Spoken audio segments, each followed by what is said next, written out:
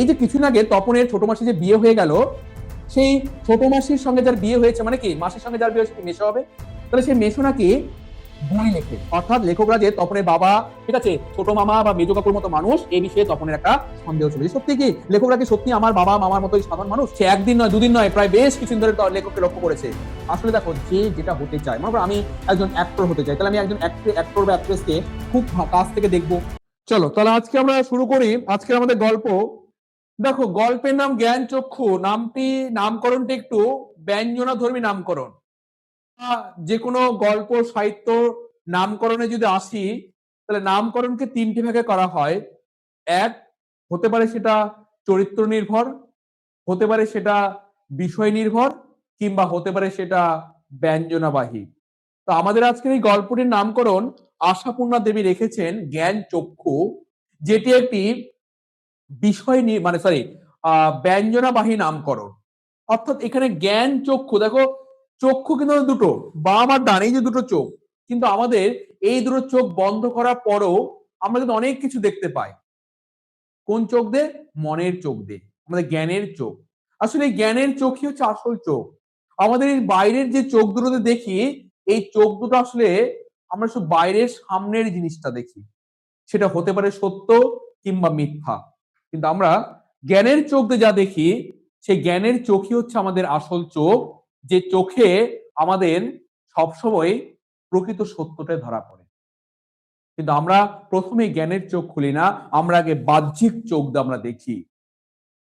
Class 11-এর একটা সাহিত্য আছে, সেখানে বলা আছে বই, হ্যাঁ, বই কেনা প্রবন্ধ আছে একটা। তো সেই বই কেনা প্রবন্ধে তো আনাতোল ফ্রান্স বলছে যে আমাদের যদি অনেকগুলো চক্ষু থাকতো, তাহলে তো আমরা গোটা বিশ্বকে একসঙ্গে দেখতে পেতাম। তো তখন তার উত্তরে অনেক সাধারণ লোক বলছে, হ্যাঁ সত্যি সত্যি, আমাদের অনেকগুলো চোখ থাকতো।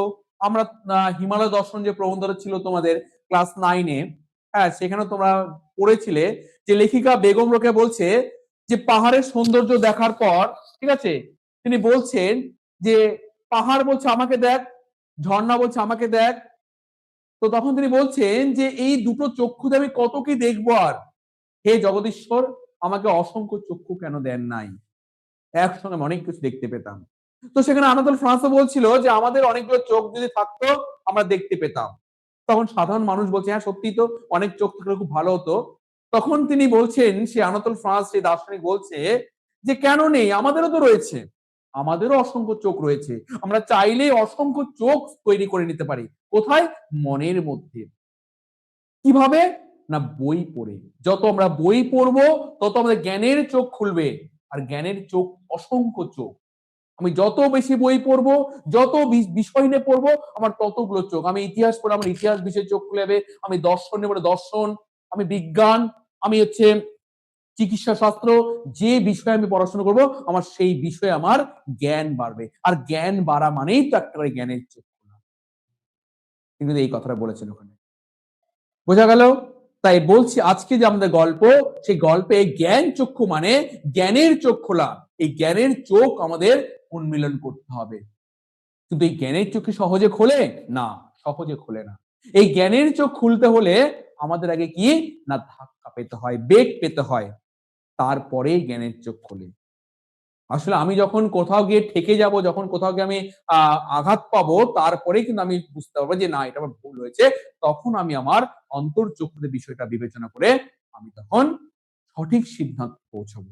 আমাদের আজকে যে গল্প, সেই গল্পেও একজন ছেলে, ঠিক তোমাদের মতোই বয়স একটি ছেলে, সেও জীবনে একটা মিথ্যে ভুল ধারণা নিয়ে তার জীবন অগ্রসর হচ্ছিল। কিন্তু সেই ধারণা তার ভেঙে যায় যখন তার সামনে প্রকৃত সত্যটা উপস্থিত হয়। তখন সে পূর্বের ধারণা থেকে সে কিন্তু বাস্তব ধারণায় ফিরে আসে। এরকম ভাবে তার দুবার জ্ঞানচক্ষু ঘটেছিল। প্রথমত সে ভেবেছিল যে লেখকরা বোধহয় কোনো সাধারণ মানুষ নয়, তারা ভিন গ্রহের প্রাণী, তারা আমাদের মতো খায় না, ঘুমোয় না, শোয় না, কথা বলে না, টিভি দেখে না, সিনেমা দেখে না, খবরের কাগজের বিষয় নিয়ে তারা তর্ক করে না। কিন্তু যখন তাদের হচ্ছে যখন তার সামনে তার ছোট মাসির সঙ্গে তার লেখক মেশোর বিয়ে হলো, এবং যখন সে নিজের বাড়িতেই মানে মামার বাড়িতে যখন একজন লেখককে দেখলেন সামনে থেকে, দেখলেন তার চারিত্রিক বৈশিষ্ট্য, তার দৈনন্দিন কার্যকলাপ, এইসব দেখার পর সে ভাবছে, আচ্ছা এই লেখক মানুষগুলো তো আমার বাবা কাকা এদের মতো তো সাধারণ লোক, তাহলে আমিও তো লেখক হতে পারি। কারণ তপনের কিন্তু লেখালেখির খুব ইচ্ছে ছিল এবং হাতও ছিল। তাহলে কি, যে দেখো তার প্রথম একটা ধারণা, যে তার মনে হয়েছিল যে লেখকরা কোনো সাধারণ মানুষ নয়, তারা ভিন গ্রহের প্রাণী। কিন্তু পরে যখন সেই লেখককে সামনে থেকে দেখলেন, তখন তার সেই পূর্বের ধারণা থেকে সে কিন্তু বেরিয়ে এলো। তাহলে এই যে দেখো একবার জ্ঞানচক্ষু তার খুলেছে। আর একবার জ্ঞানচক্ষু কোথায় খুলেছিল? না, খুলেছিল যে সে ভেবেছিল যে লেখক, মানে তার একটা ধারণা ছিল তার লেখক মেশো তার লেখাটি, তার মৌলিক লেখাটিকে হয়তো ছাপিয়ে দেবেন। কিন্তু সেই লেখাটি তিনি ছাপিয়ে দেওয়ার নামে তিনি সম্পূর্ণটাই পরিবর্তন করে দিয়েছেন। সম্পূর্ণটা পরিবর্তন করে তিনি কিন্তু সেই লেখাটি ছাপিয়েছেন এবং সেখানে তপনের নামই রেখেছেন। কিন্তু তার যে কৃতিত্ব রয়েছে, তার যে একটা বলতে গেলে সেখানে প্রাধান্য ছিল, সেই প্রাধান্যটাও তিনি কিন্তু সুকৌশলে উচ্চারণ করেছেন বাড়ির মধ্যে, যাতে শ্বশুর বাড়ির কাছে নিজের একটা সম্মান থাকে, বা সম্মান বলবো না, মানে একটা কদর যেন থাকে, যে হ্যাঁ আমি একটু কারেকশন করে দিয়েছি বলেই তার লেখাটা ছাপা হয়েছে। এই যে দেখো, তখন তপন তার লেখাটি পড়তে গিয়ে দেখছে যে না, এই লেখার মধ্যে সে কোথাও নেই।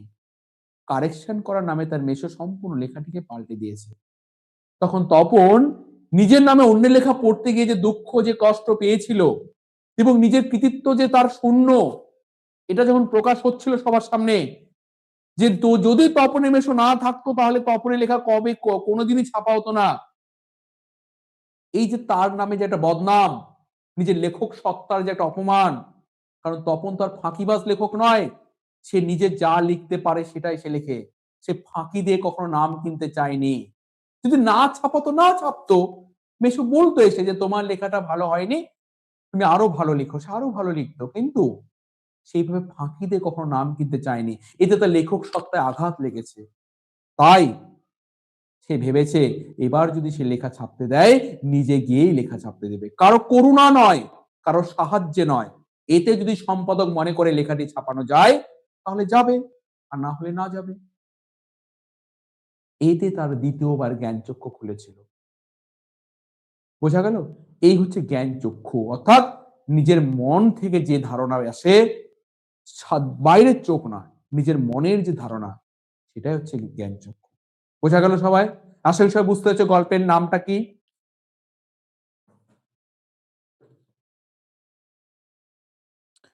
আচ্ছা, কৃষ্ণা মাহাতো বলছে স্যার আপনার নামটা কি? আচ্ছা, তোমরা এর আগের দিন হয়তো অনেকে ছিলে না, ক্লাস করনি, তো তোমাদের একটু নামটা বলে দিই। হ্যাঁ, আমার নাম হচ্ছে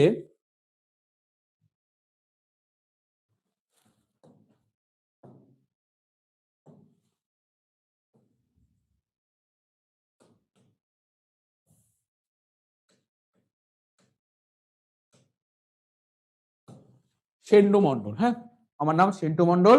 ঠিক আছে, আমি তোমাদের বাংলা বিষয় পড়াবো, সেটা বলার অপেক্ষা রাখে না।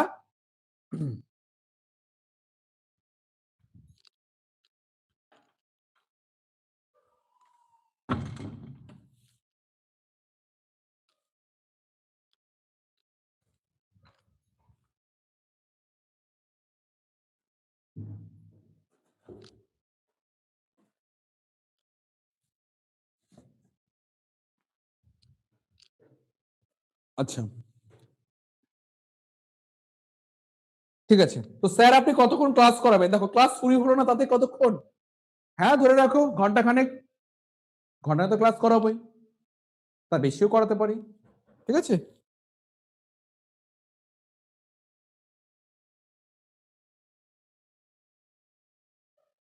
পুরো গল্প দেখি চেষ্টা করি, না একদিনে পুরো গল্প করাবো না, এটা ওয়ান শট ক্লাস নয়, কারণ এটা ব্যাচের ক্লাস। তোমাদের পুরো গল্প করিয়ে দিলে দেওয়াই যায়, কিন্তু তাতে কি হবে বলতো, তোমাদের যে বোঝার যে একটা মানসিকতা বা বোঝার যে ধৈর্য, সেটা তোমাদের থাকবে না। হ্যাঁ, এই জন্য আমি গল্পটাকে দুটো ভাগে করেছি, সেটা দুটো ভাগে বোঝাবো। আজকে আমি একটা পার্ট করাবো, ঠিক আছে? আজকে তোমাদের হচ্ছে ফার্স্ট পার্ট হবে, পর্ব 1, আর এরপরে তোমাদের দ্বিতীয় পর্ব পড়াবো। কেমন? না, হিমাংশু রায় শাবলতলার মাঠ তোমাদের সিলেবাসে নেই। হ্যাঁ, তুমি দেখবে টেক্সট বইয়ে যে গল্পগুলোর পাশে মানে সূচিপত্রে যে গল্পগুলোর পাশে নীল কালারের একটা ডট চিহ্ন দেওয়া আছে, তোমরা সেই গল্পগুলোই পড়বে, সেগুলোই তোমাদের পাঠ্য। ওর বাইরে এগুলো না, ওগুলো হচ্ছে সামগ্রিক এটা সিলেবাসে দেওয়া আছে তাই। হ্যাঁ, পূর্ণাঙ্গ সিলেবাসে দেওয়া আছে এটাই, এটা ওখানে ওগুলো পড়তে হয় না। ঠিক আছে, 7টা থেকে পড়া আছে, যার পড়া আছে সে বেরিয়ে যাবে, আর যার নেই সে হচ্ছে থাকবে অবশ্যই।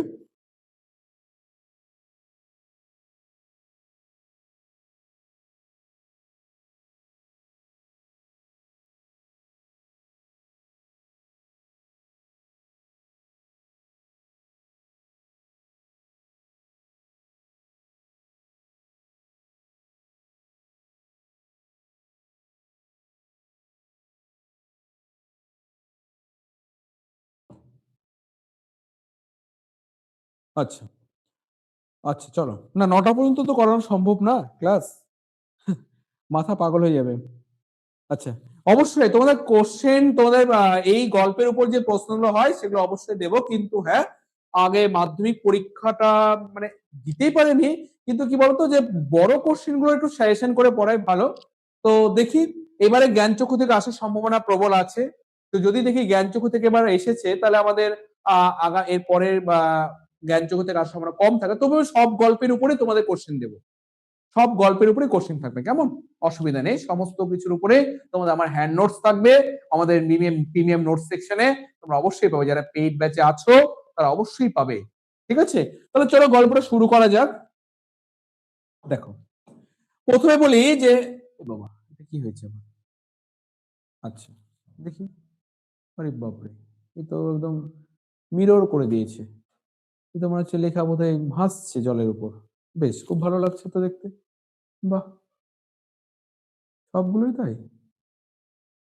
বাহ বাহ বাহ, খুব সুন্দর লাগছে। আমাদের অ্যাসিস্ট্যান্ট তো খুব ভালো কাজ করেছে, গল্প একদম জলে ভাসছে, জলে ভাসিয়ে দিয়েছে গল্পকে। আচ্ছা দেখো, তাহলে প্রথমে একটু বলি যে গল্পটির উৎস কি। উৎস দেখো কি বলছে, এটা হচ্ছে কুমকুম, কুমকুম গল্প সমগ্র থেকে নেওয়া হয়েছে। হ্যাঁ, কুমকুম গল্প সমগ্র থেকে নেওয়া হয়েছে, আশাপূর্ণা দেবীর কুমকুম গল্প সংগ্রহ থেকে নেওয়া হয়েছে। আশাপূর্ণা দেবী একজন প্রখ্যাত লেখিকা, স্বনামধন্য লেখিকা। ঠিক আছে, তার যদি আমরা চারিত্রিক বৈশিষ্ট্য একটু পড়ি, তাহলে তোমরা প্রত্যেকে গল্পের পেছনে দেখবে দেওয়া আছে।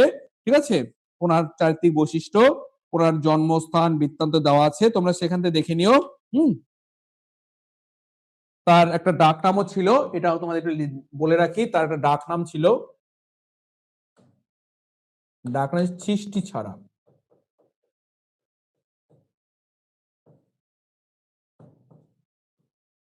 ঠিক আছে, তার একটা ডাক নাম ছিল কি সৃষ্টি ছাড়া। হ্যাঁ, একটু জেনে রাখো এটা। ঠিক আছে, তো দেখো গল্পের প্রথমে যে একটা লাইন আছে, লাইনটা খুব ইম্পর্টেন্ট লাইন একটা, কথাটা শুনে তপনের চোখ মার্বেল হয়ে গেল। প্রথমে গল্প, আসলে এটা একটা ছোট গল্প। হ্যাঁ, এটা তো মনে রাখবে, এটা একটা ছোট গল্প। যদি বলি যেটা সাহিত্যের কোন ভাগে যায়, তাহলে এটা হচ্ছে একটা ছোট গল্প। যারা সাহিত্য পড়তে ভালোবাসো তাদেরকে বলছি যে যদি বলা হয় যে সাহিত্যের অনেকগুলো ভাগ আছে, তো তো গল্পের মধ্যে এটা হচ্ছে ছোট গল্প। ছোট গল্পের কি বলা হয়েছে, রবীন্দ্রনাথের যদি আমরা সেই কবিতার লাইনটি বলি যে ওই ছোট কথা, ছোট ছোট প্রাণ, ছোট ব্যথা, ছোট ছোট দুঃখ কথা, ঠিক আছে, নিতান্ত সহজ সরল। হ্যাঁ, তো সেই মানে যার লাস্ট লাইন এরকম ছিল যে আহ, অন্তর অতৃপ্তির হবে, সাঙ্গ করি মনে হবে, শেষ হয়েও হইল না শেষ। বোঝা গেল? তো ছোট গল্পের শুরুটাও এমন একটা অনিশ্চিত জায়গা থেকে, এবং শেষটা হবে একটা অনিশ্চিত জায়গা থেকে, যেখানে একটা আক্ষেপ, একটা আকাঙ্ক্ষা যেখানে রয়ে যাবে। তো আমাদের এই গল্পটা শুরুটা হচ্ছে দেখো একটা আকাঙ্ক্ষা নিয়ে, মানে আকাঙ্ক্ষা বলতে এর আগে কি ছিল তাহলে, কোন কথা, কে বা বলেছিল কথাটা। দেখো বলছে, তো কথাটা শুনে তপনের চোখ মার্বেল হয়ে গেল। নতুন মেসোমশাই মানে যার সঙ্গে এই কদিন আগে তপনের ছোট মাসির বিয়ে হয়ে গেল, দেদার ঘটাপটা করে সেই তিনি নাকি বই লেখেন। সেসব বই নাকি ছাপাও হয়, অনেক বই ছাপা হয়েছে মেসো। অর্থাৎ এই যে কিছুদিন আগে তপনের ছোট মাসি যে বিয়ে হয়ে গেল, সেই ছোট মাসির সঙ্গে যার বিয়ে হয়েছে মানে কি মাসির সঙ্গে যার বিয়ে হয়েছে কি মেসো হবে? তাহলে সেই মেসো নাকি বই লেখেন। আর শুধু লেখেন না, সেই বইগুলো আবার ছাপাও হয়। বোঝা গেল? তাই বলছে সেসব বই নাকি ছাপা হয়, আর অনেক বই ইতিমধ্যে ছাপাও হয়েছে। তারপর দেখো কি বলছে। তার মানে তপনের নতুন মেসোমশাই একজন লেখক, সত্যিকার লেখক। জলজান্ত একজন লেখককে এত কাছ থেকে কখনো দেখেনি তপন। দেখা যায় তাই জানতো না। আসলে তপনের ছোট মেসো একজন লেখক, আর একজন লেখককে জলজান্ত সামনে থেকে দেখতে পাচ্ছে তপন। কারণ তার এই ধারণাই ছিল না যে লেখককে দেখা যায়। আসলে আমি না যখন ভাবতাম মানে যখন এই যে ছোট ছিলাম, ক্লাস 7, 8, 9 যখন পড়তাম, তো তখন আমি খুব বাংলা সিনেমা দেখতাম জানো। আর বাংলা সিনেমা দেখার সুবাদে ওই যে প্রসেনজিৎ চক্রবর্তী, মানে চ্যাটার্জি, হ্যাঁ, তারপরে ওই যে ঋতুপর্ণা, হ্যাঁ, এদের যে সিনেমাগুলো তো শতাব্দী রায়, হ্যাঁ, তো এদের সিনেমাগুলো খুব ভালো লাগতো। বাংলা সিনেমার খুব ভক্ত ছিলাম, ঠিক আছে। চিরঞ্জিত তো শুনতাম নাকি এদের বাড়ি নাকি কলকাতায়। আমি তখন ভাবতাম, ইস আমি যদি কলকাতায় যেতাম তাহলে কি এদের দেখতে পাবো। তখন অনেকে বলতো যে না না এদেরকে দেখা যায় না, এরা হচ্ছে আহ, খুব হচ্ছে সেলিব্রিটি লোক। তো তখন ভাবতাম সত্যি এদের বোধহয় দেখা যায় না।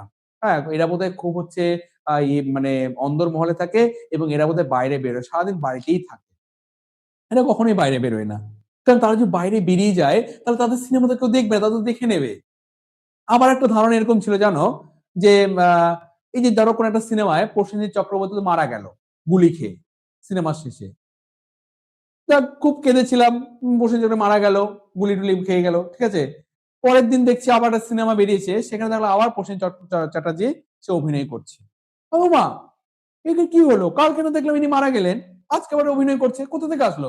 এদিকে তার ভাই না আবার অন্য কোনো, একই তো লোকটা, তাহলে কালকে যে মারা গেল। তখন বাড়ির আমার মা বা অন্যরা বলতো যে ওটা অভিনয়, ওর অভিনয় অনেক কিছু হয়। তাহলে দেখো ছোটবেলা আমাদের মনে কিন্তু অনেক কিছুই থাকে যেগুলো আমরা সত্যি বলে ধরে নিই, আমরা ভাবতেই পাই না যে অভিনয় এরকম হয়, বা এইভাবে অভিনেতাদের বাইরে থেকে দেখা যায়। বুঝতে পারলে? তো ওটাই বলছি এখানে, যে এই যে তপনের লেখক মেশকে তপনের মানে তপনের কাছে লেখক সম্পর্কে যেটা ভ্রান্ত ধারণা ছিল, সেই ধারণা কিন্তু তার কেটে গেল। কিভাবে? না তার মেশোকে দেখে। কারণ তার মেশো একজন লেখক, এবং তার লেখক মেশোকে সে অহরহই তার সামনে দেখছে। আর সেটাই বলছে যে লেখকদের এত কাছ থেকে দেখা যায় তাই জানতো না। লাইনটা খুব ভালো করে দেখবে, এরকম 3টি লাইন আছে গল্পে, 3টি লাইনের 3টি কারণ আছে। এইখানে যদি প্রশ্ন তাই জানতো না, তখন কি জানতো না? লেখকদের এত কাছ থেকে দেখা যায়, তখন এটাই জানতো না। বোঝা গেল? কারো কিছু কমেন্ট আছে?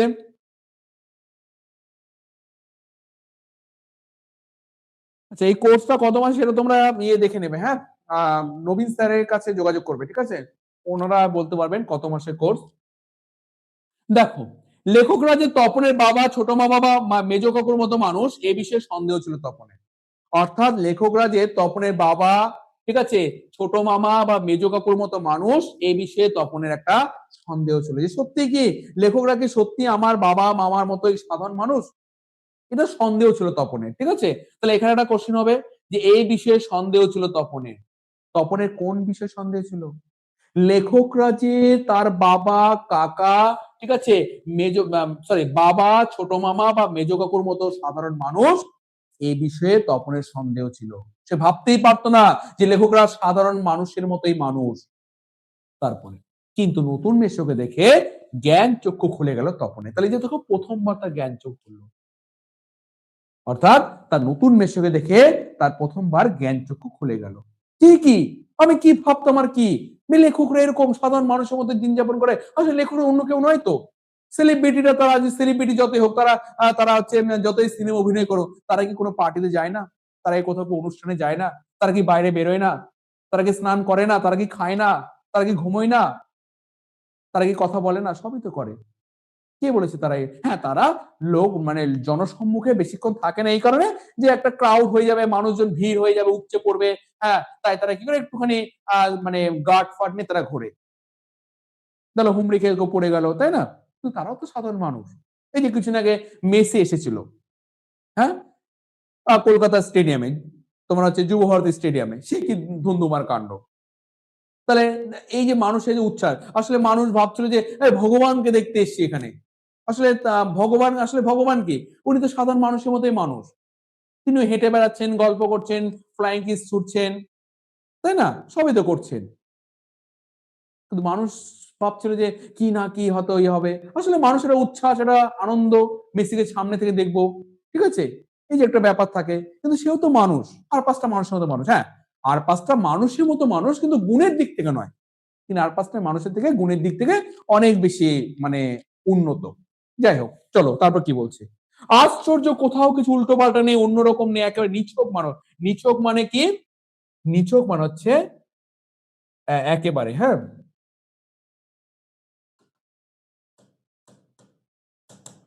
সাধারণ। নিচু মানে সাধারণ মানুষ। ঠিক আছে? একেবারে সাধারণ মানুষ। সে ওদের মতোই দাড়ি কামান, সিগারেট খান, খেতে বসে আরে ব্যাস এত কখনো খাওয়া যায়? এই বলে অর্ধেক তুলে দেন, চানের সময় চান, ঘুমানোর সময় ঘুমন।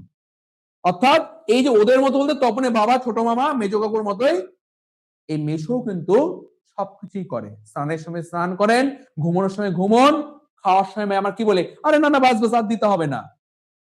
এই বলে অর্ধেকটা তুলেও দেন, মানে একদম সাধারণ মানুষ বলতে গেলে। তাছাড়া তাছাড়া কি, ঠিক ছোট মামাদের মতোই খবরের কাগজের সব কথা নেই। তাহলে কার মতো লেখক মেশো খবরের কাগজের বিষয় নিয়ে তর্ক করে? না, তার ছোট মামাদের মতো। তাই বলছে ছোট মামাদের মতো খবরের কাগজের সব কথা নিয়ে প্রবল ভাবে গল্প করেন, তর্ক করেন, আর শেষ পর্যন্ত এই দেশের কিছু হবে না বলে সিনেমা দেখতে চলে যান। মানে আমরা যখন এখন যেমন ধরো যে ওই যে অনেক সময় পেপার পড়তে পড়তে একটা রাজনৈতিক কথা হলো, এই দেশের যত সব ভুতুরে সব রাজনীতি চলছে, এসব মূর্খরা সব রাজনীতির জায়গায় বসে আছে, হ্যাঁ কিচ্ছু হবে না, বাংলার কিচ্ছু হবে না, সব শেষ, চল চান ই করতে, চল ফুটবল খেলে আসে বা চল সিনেমা দেখে আসে। এগুলো রাজনীতি গল্প ছাড়তো, মানে এগুলো সাধারণ বাজারি গল্প না, এগুলো সাধারণ কথাবার্তা না, এগুলো কি সাধারণ আর ৫ টা মানুষ বলে। এখানে মেশো সে একই ভাবে তর্ক করে আর সিনেমাতে চলে যায়। তপন যতই দেখছে তার মেশোকে, ততই যেন অবাক হয়ে যাচ্ছে যে এই ব্যাপার, কি ব্যাপার, সাধারণ মানুষের থেকে তো কোনো দিক থেকে তার এতটুকু ত্রুটি নেই, একদম সাধারণ নিছক মানুষ। তাই বলছে, তাহলে কোথায় চলে যায়? প্রশ্ন হবে যে লেখক মেশো তোমার যে খবরের কাগজের বিষয়ে তর্ক করে কোথায় চলে যায়? সিনেমা দেখতে চলে যায়। ঠিক আছে? কিংবা বেরোতে যান সেজেগুজে। আবার তারা সাজুগুজুও করে। দেখো, মামার বাড়িতে এই বিয়ে বিয়ে উপলক্ষে এসেছে তপন। তাহলে এখানে একটা প্রশ্ন হতে পারে, মামার বাড়িতে কোন উপলক্ষে তপন এসেছিল? বিয়ে উপলক্ষে। কার বিয়ে? তার ছোট মাসির বিয়ে। দেখো, আর ছুটি আছে বলেই রয়ে গেছে। ওদিকে মেশোরও নাকি গরমের ছুটি চলছে, তাই মেশো শ্বশুর বাড়িতে এসে রয়েছেন কদিন। আসলে তপন রয়ে গেছে আর তার মেশো, তারা থাকে না দেখবে যে হিন্দু বিয়েতে ওই অষ্টমঙ্গলা করতে যায়, ঠিক আছে, গিয়ে তার মেশো কয়দিন থেকে গেছে শ্বশুর বাড়িতে, কারণ তার মেশোর ছুটি। কেন ছুটি, কিসের ছুটি? আসলে তার মেশোর দুটো পেশা, এক লেখালেখি করা, আর দুই তিনি একজন কলেজের প্রফেসর। ঠিক আছে? তাই দেখো বলছে যে তাই মেশো শ্বশুর বাড়িতে রয়ে গেছেন, কেন? গরমের ছুটি চলছে। তপনেরও ছুটি চলছে গরমের, সে একজন পড়ুয়া হিসেবে, আর তার মেশো একজন প্রফেসর হিসেবে, তারও কলেজে গরমের ছুটি চলছে। তাই অহরহই জলজান্ত একজন লেখককে দেখবার সুযোগ হবেই তপনের। তাই অবশ্যই তপনের তো অবশ্যই তো একজন লেখককে দেখবার সুযোগ হবে। প্রশ্ন হবে এখানে যে তপনের কেন একজন লেখককে অহরহ দেখবার সুযোগ ঘটেছিল, বা তপনের কিভাবে লেখক মেশোকে দেখবার সুযোগ ঘটেছিল? উত্তর হবে তপন গরমের ছুটি উপলক্ষে তার মামার বাড়িতে রয়ে গেছে এবং তার মেশো গরমের ছুটির জন্য শ্বশুর বাড়িতে রয়ে গেছেন। এই কারণেই তার অহরহই একজন লেখককে কাছ থেকে দেখার সুযোগ ঘটেছিল। আর সেই সুযোগেই দেখতে পাচ্ছে তপন লেখক মানে কোনো আকাশ থেকে পড়া জীব না, তপনদের মতোই মানুষ। লেখক তপনের কাছে তাহলে কি ধারণা আসলো? যে লেখক মানে কোনো আকাশ থেকে পড়া জীব না। সে একদিন নয়, দুদিন নয়, প্রায় বেশ কিছুদিন ধরে লেখককে লক্ষ্য করেছে। আসলে দেখো, যে যেটা হতে চায়, মনে করো আমি একজন অ্যাক্টর হতে চাই, তাহলে আমি একজন অ্যাক্টর বা অ্যাক্ট্রেসকে খুব কাছ থেকে দেখবো, তার মধ্যে কি এমন আছে যেটা আমার মধ্যে নেই।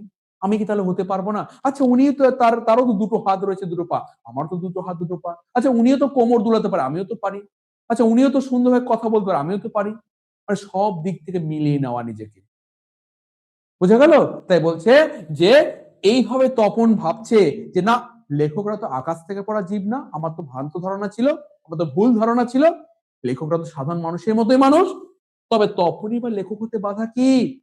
তপন বলছে, তাহলে আমার লেখক হতে বাধা কোথায় ভাই?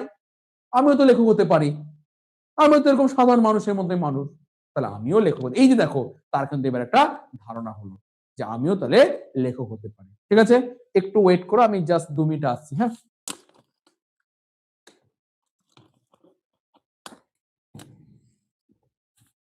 আচ্ছা, চলে এসেছি। আহ তোমরা অনেকে কমেন্ট করেছো যে স্যার ব্যাকরণ বই কি কিনবো। তো ব্যাকরণ বইয়ের ক্ষেত্রে বলবো, কালীপদ চৌধুরীর যে বইটা আছে, আহ বাণী সংসদ প্রকাশনী, তোমরা সেই বইটা কিনতে পারো। কিংবা আরো বই আছে, সাঁতরা পাবলিকেশন একটা বই আছে, সেটাও কিনতে পারো। আসলে ব্যাকরণে যা করাবো তার সম্পূর্ণ তোমাদের নোটস দেওয়া থাকবে। তো ব্যাকরণে তোমাদের বইয়ের খুব একটা দরকার হবে না। তবুও কিনবে কেন না, কিছু প্র্যাকটিস করার জন্য, কিছু উদাহরণ কমন মানে উদাহরণ করার জন্য তুমি বইটা কিনতে পারো। কিছু সংজ্ঞা তুমি তোমার মতো করে বই থেকে লিখতেই পারো, কিন্তু আমি টোটালটাই তোমাদের ব্যাকরণ বুঝিয়ে দেবো এবং প্রত্যেকটা বিষয় তোমাদের একদম নোটস করে দেওয়া থাকবে। কেমন? তো আমি ওই জন্য ব্যাকরণের উপর কোনো রকম বই তোমাদের বলছি না, তবুও কিনতে চাইলে কালীপদ চৌধুরী বইটা কিনতে পারো। কারণ ওটা হচ্ছে বিভিন্ন স্কুল থেকে ওই বইটাই সাজেস্ট করে, এবং পর্ষদের কোশ্চেনও ওই বইটা থেকে অনেক সময় হুবহুই কমন পড়ে। কেমন? আচ্ছা, ঠিক আছে, তো বইয়ের কথা বলে দিলাম। আর চলো তাহলে ক্লাসটার মধ্যে এবার মনোযোগ করি। হ্যাঁ, তো দেখো যেটুকু পড়ালাম, তাহলে এইটুকুর মধ্যে নিশ্চয়ই কারো কোনো লাইন নিয়ে অসুবিধা নেই। যদি কোনো লাইনে অসুবিধা থাকে তাহলে আমাকে জানাও যে স্যার আপনি এই লাইনটাকে যদি আরেকবার বলতেন, ঠিক বুঝতে পারছি না, তাহলে আমাকে বলো, আমি তোমাদের ক্লিয়ার করছি। তারপরে নয় পরেরটা এগোই। হ্যাঁ, কারণ ব্যাচে ক্লাস, এটা ওয়ান শট ক্লাস নয়। তোমাদের একদম ক্লিয়ার করার পরেই আমি অন্য কাজ মানে ক্লিয়ার করেই তবে আমি এখান থেকে বেরোবো। ঠিক আছে, কারণ তোমরা ব্যাচ নিয়েছো, তোমরা এখানে অনেক আশা নিয়ে পড়তে এসেছো, ফিজিক্স দাদার তোমাদের ফিজিক্স দাদার প্রতি তোমরা ভরসা রেখেছো। আর তোমাদের এই ভরসাটা আমরা অবশ্যই রাখার চেষ্টা করব, কারণ তোমরা আগামী দিনে অ্যাসপিরিয়েন্ট, তোমরাও একটা লক্ষ্য নিয়ে এখানে ভর্তি হয়েছো, নবীন স্যারের উপর বিশ্বাস রেখে ভর্তি হয়েছো, আমার উপর আস্থা রেখেছো যে স্যারের কাছে আমরা বাংলা পড়ে কিছু আহ ভালো ফল করতে পারি। তো তোমাদের এই বিশ্বাস, তোমাদের আস্থাকে অবশ্যই আমরা আহ মানে রাখার চেষ্টা করব। তো বলো তোমাদের যদি কোনো অসুবিধা থাকে। আর আমার কথা বা আমার পড়ানো তোমাদের কি ভালো লাগছে কিংবা বুঝতে কি অসুবিধা হচ্ছে?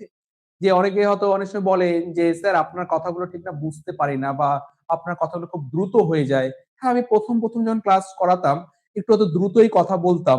তো এখন সেটা অনেকটা অ্যাডজাস্ট করে নিয়েছি। এর আগে যারা ক্লাসে ছিল, যারা এবারে 10 মানে দশম শ্রেণীতে রয়েছে, যারা পরীক্ষা দেবে, তোমাদের কি এরকম কোনো কনফিউশন মানে কোনো রকম সমস্যা হচ্ছে বলে বলো।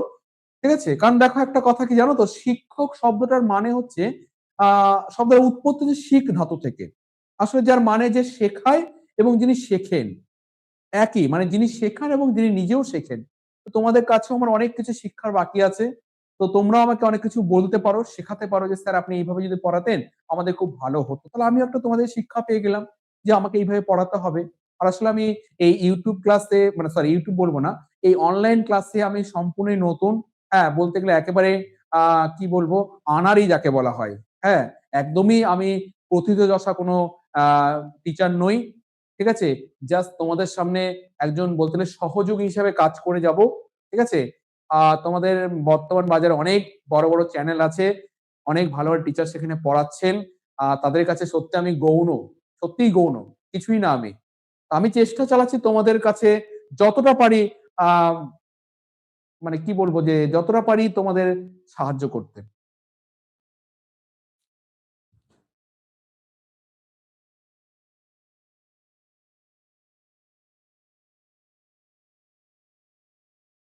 আচ্ছা, রেজাল্ট বলছে তপন কি উপলক্ষে মামা বাড়ি আছে? তপন ওই যে গরম এসেছিল বিয়ে উপলক্ষে, রয়ে গেছে গরমের ছুটি আছে বলে।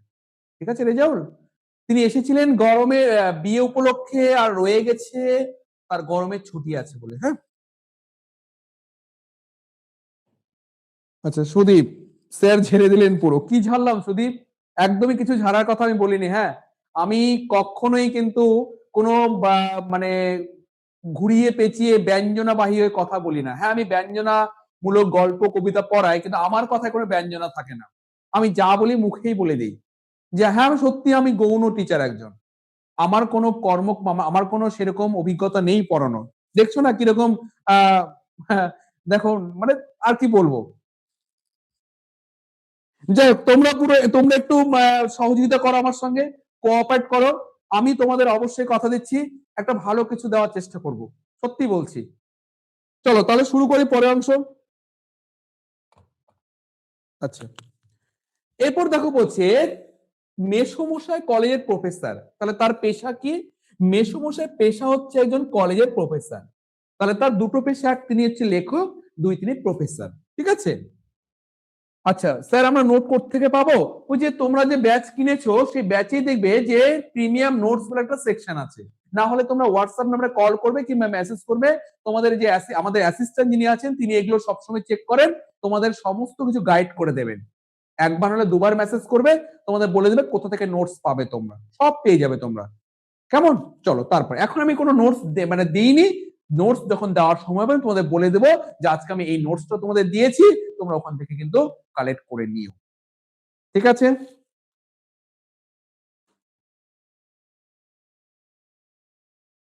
তারপর দাও কি বলছে, এখন ছুটি চলছে তাই সেই সুযোগে শ্বশুর বাড়িতে রয়ে গেছেন কদিন, আর সেই সুযোগে দিব্যে একখানি দিবা নিদ্রা দিচ্ছিলেন। এই যে দেখো লাইনটা, দিবা নিদ্রা, তাহলে তপনী মেশো কি করছিলেন ঘরে, মানে শ্বশুর বাড়িতে এসে দিনের বেলা দিবা নিদ্রা দিচ্ছিলেন। মানে তিনি সবই করেন, স্নান, খাওয়া দাওয়া, সিনেমা দেখা, গল্প নিয়ে তর্ক করা, মানে সরি সিনেমার খবর নিয়ে তর্ক করা, সবকিছু করেন। আবার দিনের বেলা ঘুমোনো, বাঙালির যেটা বলতে গেলে শীত ঘুম বলো বা দুপুরে হচ্ছে হালকা ভাত ঘুম যেটাকে বলি, তিনি সেটাও দেন। মানে একদম নিটোল বাঙালির মতো তিনি আচরণ করছেন। তিনি দুপুরে খাওয়া দাওয়ার পর ভাত ঘুমো দিচ্ছেন। তাই বলছে দিবা নিদ্রা দিচ্ছেন। দিবা নিদ্রা শব্দটিকে যদি আমরা ব্যাস বাক্য করি তাহলে দ্বারা এরকম, দিবা কালীন নিদ্রা, মানে দিনের বেলা যে নিদ্রা তাকে বলে দিবা নিদ্রা। সমাসের নাম মধ্য পদ লোপী কর্মধারয়, একটা সমাস হয়ে গেল। যাই হোক, সমস্ত যখন শেখাবো তখন জানবে। তো এটা একটা সমাসবদ্ধ শব্দ ছিল, দিবা নিদ্রা মানে দিনের বেলা যে ঘুম। ছোট মাসি সেই দিকে ধাবিত হয়। আবার একটা সাসপেন্স, হঠাৎ করে ছোট মাসি কেন মেশোর ঘুমের ঘরের দিকে দৌড় দিল? কি এমন পেল ছোট মাসি যে মেশোর ঘুম ভাঙাতে হবে তাকে গিয়ে?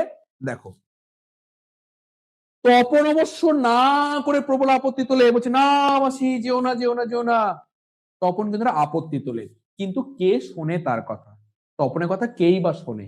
ততক্ষণে তো গল্প ছোট মেশোর হাতে চলেই গিয়েছে। তাহলে একটু বলে দিই তোমাদের যে তপন একটা গল্প লিখেছিল।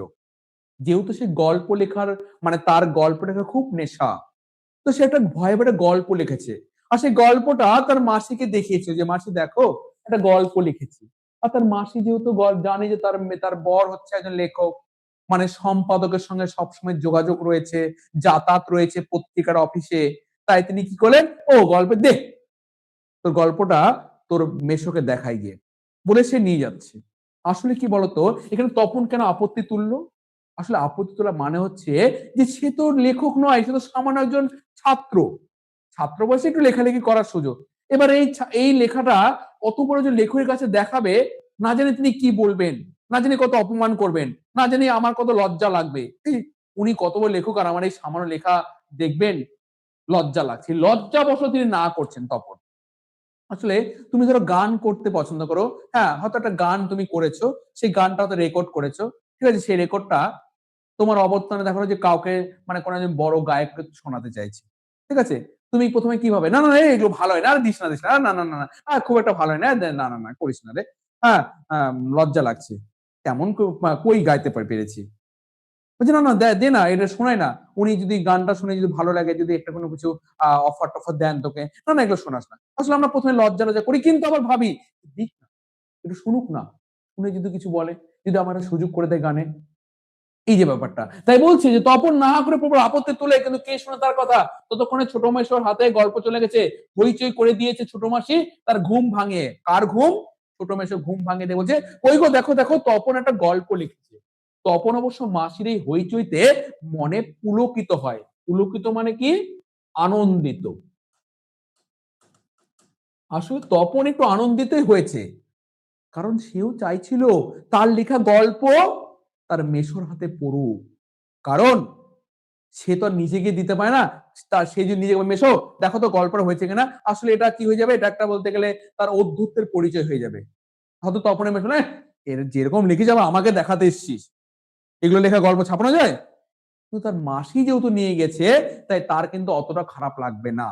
তাই বলছে যে মুখে আ করলেও হয়, বলছে মুখে যতই করুক, কারণ লেখার প্রকৃত মূল্য বুঝলে নতুন মেশোই বুঝবে।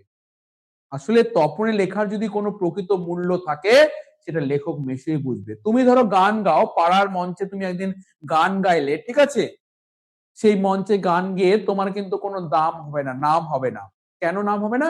কারণ সেখানে তোমার গান শোনার মতো সেই ব্যক্তি নেই, সেই গুণীজন ব্যক্তি নেই।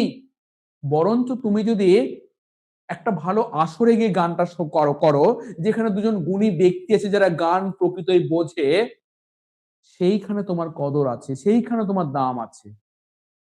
বোঝা গেল? তাই তপন ভাবছে যে লেখার যদি প্রকৃত মূল্য বোঝে, তাহলে এই মেশোই বুঝবে, কারণ মেশো একজন লেখক। তাই কি বলছে যে রত্নের মূল্য জহুরির কাছে। আসলে এখানে রত্ন কি? রত্ন হচ্ছে তপনের লেখা, তপনের লেখা গল্প।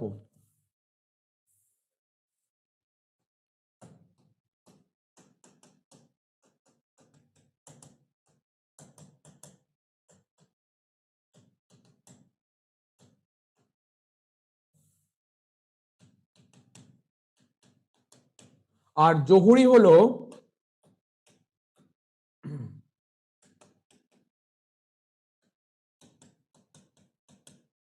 তপনের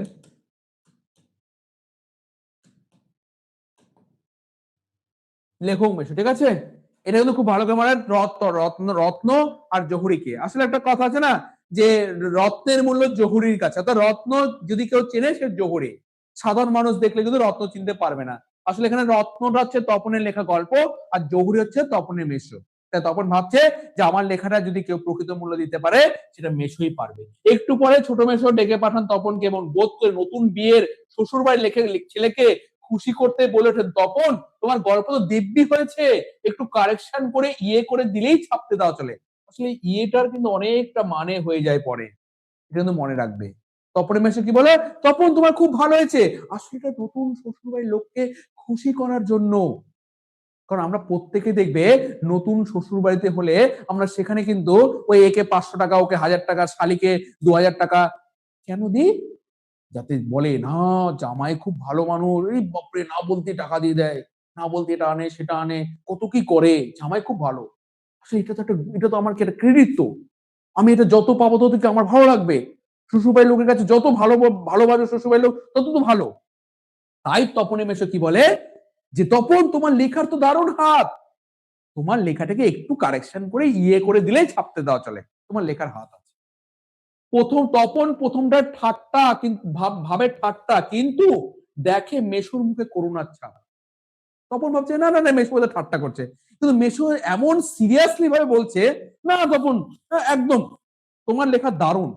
সত্যি বলছি, আমি তো দেখেছি আমাদের ওখানে তো অনেক লেখকরা যায়, তাদের লেখার সঙ্গে তোমার লেখার মিল আছে, সত্যি তোমার লেখার একটা দাম আছে। এইভাবে যদি কেউ কথা বলে, তাহলে তার কথা সিরিয়াস না মেনে উপায় কি?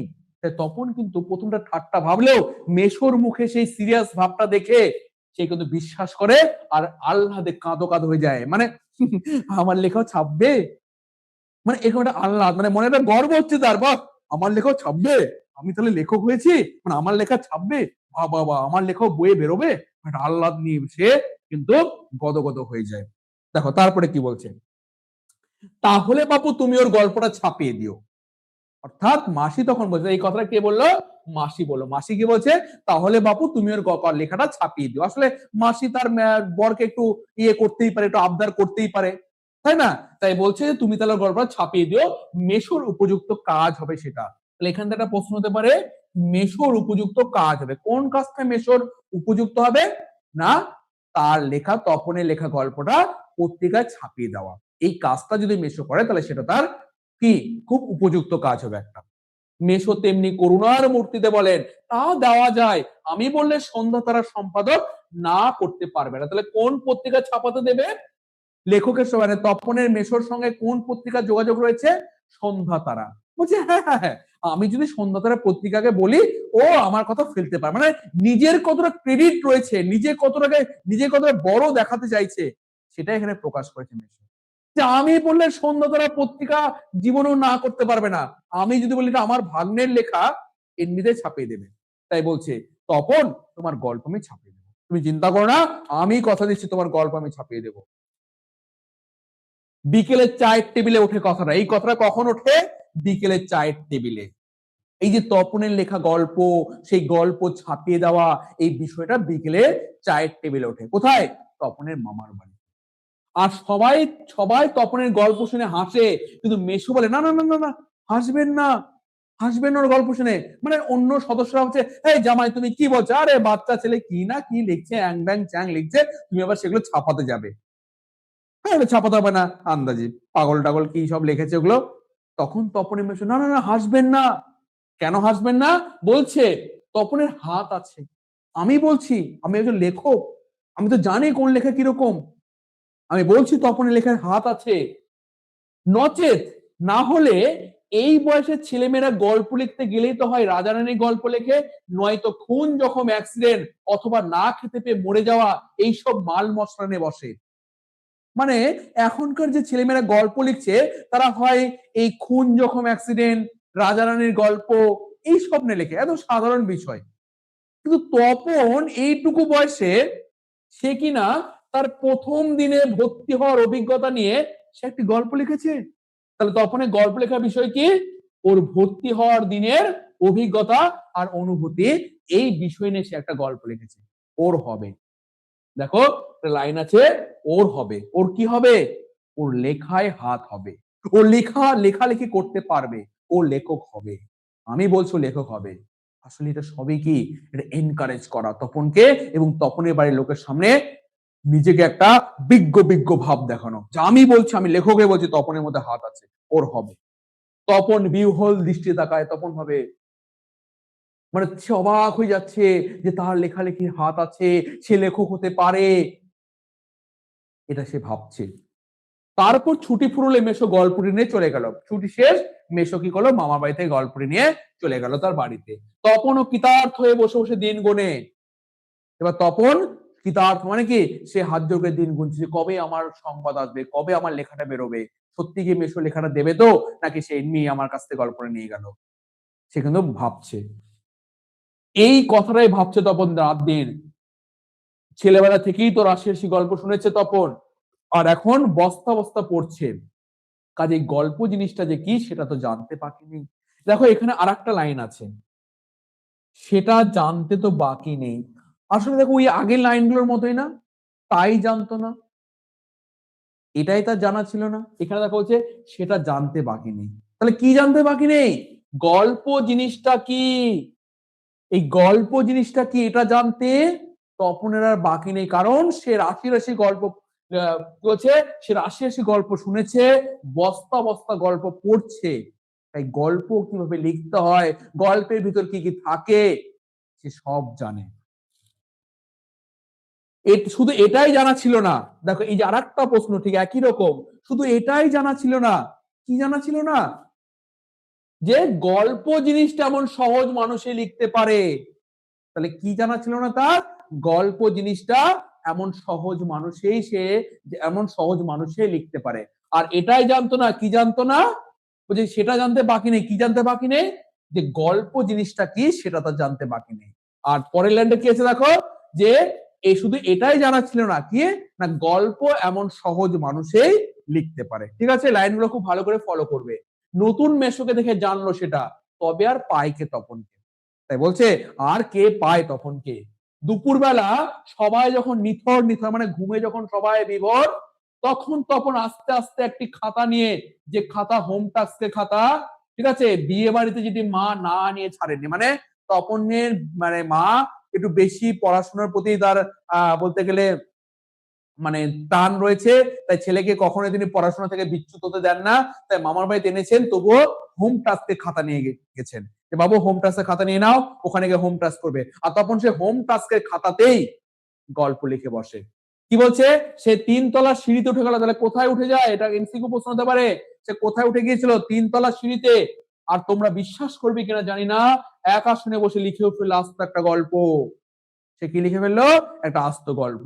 লেখার পর যখন পড়লো, গায়ে কাঁটা দিয়ে উঠলো তপনের, মাথার চুল খাড়া উঠলো। একই ব্যাপার। তাহলে দেখো এই যে একটা লাইন আছে, একই ব্যাপার। তাহলে কোন ব্যাপার?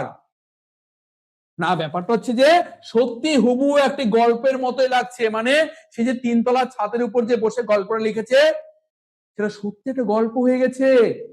সত্যি একটা গল্প লিখে ফেলেছে সে। ঠিক আছে, তার মানে সত্যি একটা গল্প লিখে ফেলেছে তপন। তার মানে তপনকে এখন লেখক বলা চলে। অর্থাৎ তার মানে তপন এখন ভাবছে যা সত্যি সেদিন মেসো যে কথাটা বলেছিল সত্যি সেটা। তাহলে সত্যি কি আমি লেখক হয়ে গেলাম? আমাকে সত্যিতে লেখক বলা চলে? বাহ তপন, তুই লেখক হয়েছিস তপন, বাহ।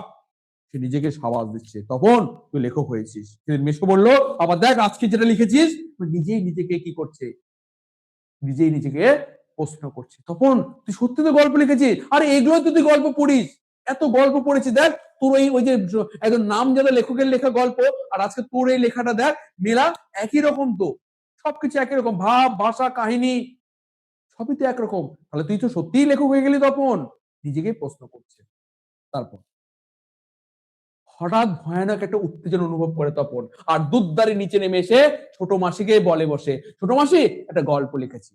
ছোট মাসি ওর চিরকালের বন্ধু, বয়সে বছর 8 বড় হলেও সমবয়সী, কাজে মামার বাড়ি এলে সবকিছু ছোট মাসির কাছে। তাই ভয়ানক আনন্দের খবরটা ছোট মাসিকে সর্বাগে দিয়ে বসে। তাহলে ছোট মাসি কি ওর চিরকালের বন্ধু ছিল এবং বছর 8 বড় ওর থেকে। তাই ছোট মাসির কাছে সে সবকিছু বলে যে মাসি দেখো একটা গল্প লিখেছি। যাই হোক, তবে বিয়ে হয়ে ছোট মাসি একটু মুরব্বী মুরব্বী হয়ে গেছে। মুরব্বী মানে কি, একটুখানি অভিজ্ঞ। ঠিক আছে, মুরব্বী শব্দ মানে হচ্ছে অভিজ্ঞ, মানে সাংসারিক অভিজ্ঞ।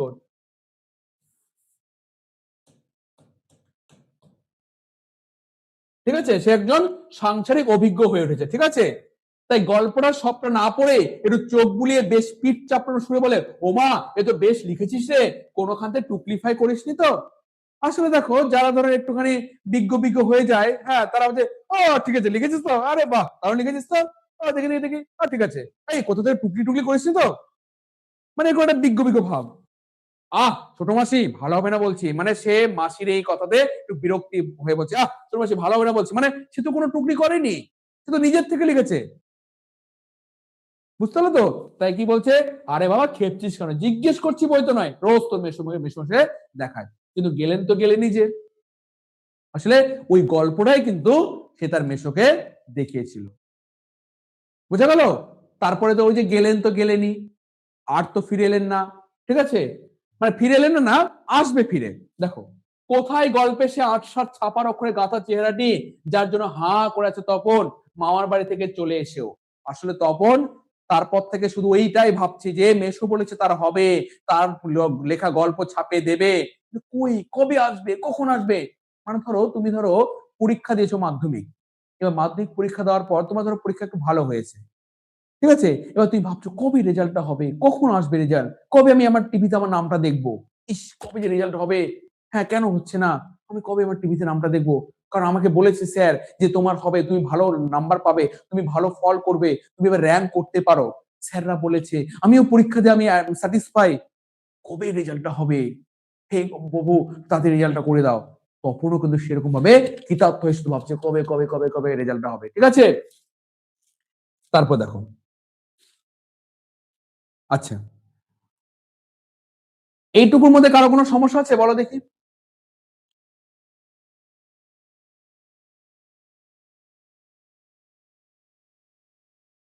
আচ্ছা, রোস মানে কি বলে দিই, রোস শব্দের মানে হচ্ছে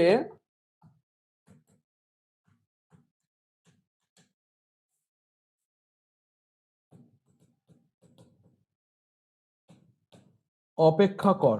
হ্যাঁ, রোস মানে হচ্ছে অপেক্ষা কর, মানে একটু দাঁড়া, যেটাকে মানে রোস আমি তো মেশোকে দেখাই। হ্যাঁ,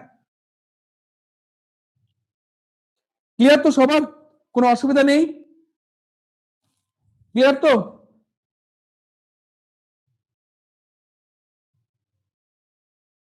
আচ্ছা, তাহলে দেখো আজকে আমাদের ক্লাসটা এইটুকুই থাকবে। হ্যাঁ, আজকে আমাদের ক্লাস এইটুকুই থাকবে। এখান থেকে যে যে আমি এসি গুলো বললাম যে এক কথায় উত্তরগুলো হবে, এগুলো সব বাড়ি থেকে তোমরা নোট ডাউন করবে, ঠিক আছে? যে যে লাইনগুলো দাগিয়ে দিলাম এগুলো সবগুলো তোমরা কিন্তু দেখে নেবে। হ্যাঁ, আজকে তোমাদের এইটুকুই পিপিটি সেট করা ছিল। হ্যাঁ, এরপর আর কোনো নেই। তো এর পরের দিন বাকিটুকু তোমাদের নেক্সট ক্লাসে করে দিব, কেমন? তো আজকের মতো ক্লাস এখানে থাকছে। আহ সবাই ভালো থেকো। আর এর পরের দিন ক্লাস তোমাদের বোধহয় কবে আছে জানো? সোমবার নাকি? সোমবার, তাহলে পরের দিন দেখা হচ্ছে সোমবার ক্লাসে। সেদিন ব্যাকরণ আলোচনা হবে, ঠিক আছে? তাই ভালো থেকো, সুস্থ থেকো, আর নিয়মিত ক্লাসগুলো করবে। আর অবশ্যই এখান থেকে কিন্তু 1 মার্কের প্রশ্নগুলো রেডি করবে, ঠিক আছে? প্রশ্নগুলো, ওকে, চলো।